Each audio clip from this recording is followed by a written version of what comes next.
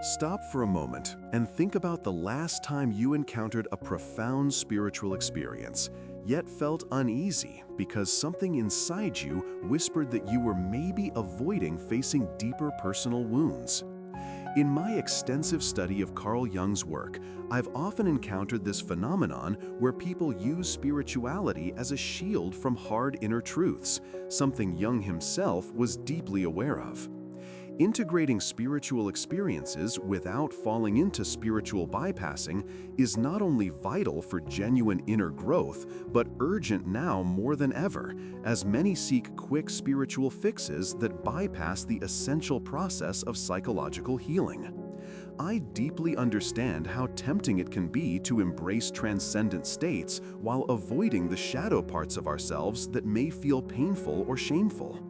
Jung observed in his clinical cases how patients who attempted to escape into spirituality without fully engaging with their personal unconscious ended up fragmented, not whole. This insight makes it clear that spiritual experiences detached from psychological integration are fragile and can become a form of denial or repression.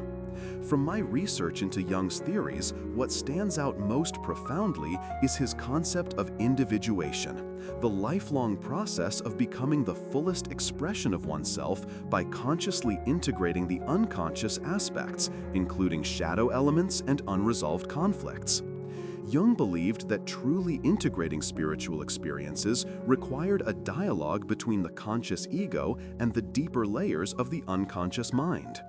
This is not about suppressing spirituality, but rather about allowing spirituality to illuminate the dark, neglected parts of our psyche, rather than serving as an escape hatch. For example, Jung worked with a woman who had intense mystical experiences but was afraid to confront her emerging anger and resentment. Jung guided her to explore these emotions through active imagination and dream work, eventually showing her that the spiritual insights were calls to engage deeply with her whole self, not to bypass her emotional realities. This case reveals how Jung's approach differs sharply from simply embracing spiritual awakening while ignoring psychological pain. He saw integration as weaving spirituality and psychological shadow into a unified whole. Jung's revolutionary idea was that spirituality is not an endpoint, but a dynamic process intertwined with the shadow, which contains all the rejected, unconscious parts of ourselves.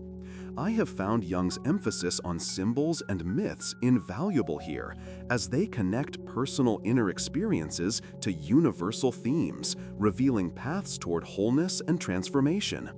Moreover, Jung warned against what he called inflation of the ego through spiritual identification, which often lies at the heart of spiritual bypassing.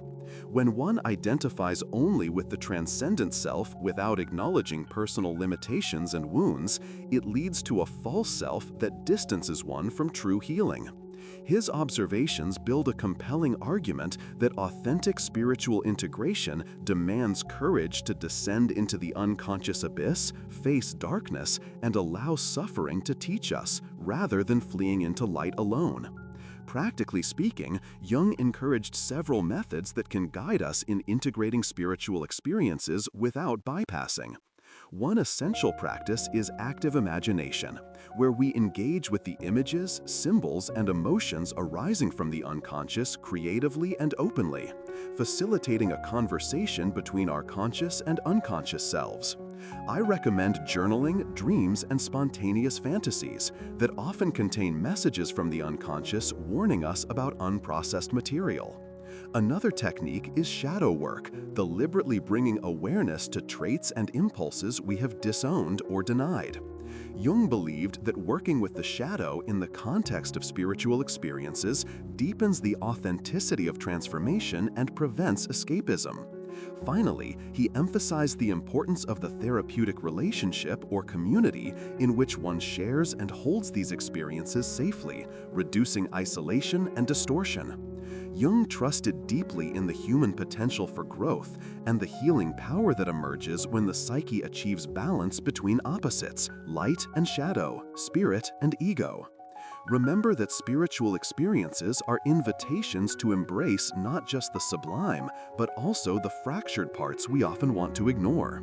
Jung's message, distilled from decades of clinical insight, is that true wholeness arises from facing ourselves fully, including what frightens or embarrasses us. When we do this, spirituality no longer becomes a bypass, but a bridge leading to profound personal transformation. So take a courageous step today to explore your inner shadows alongside your spiritual awakenings.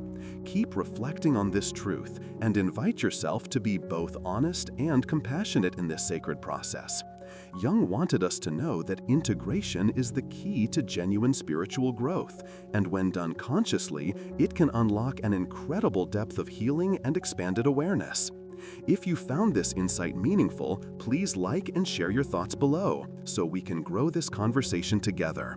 For our next exploration, I am excited to delve into what Jung says about what is the relationship between psychological work and social action, and why this question is essential for anyone committed to holistic psychological development and meaningful societal change.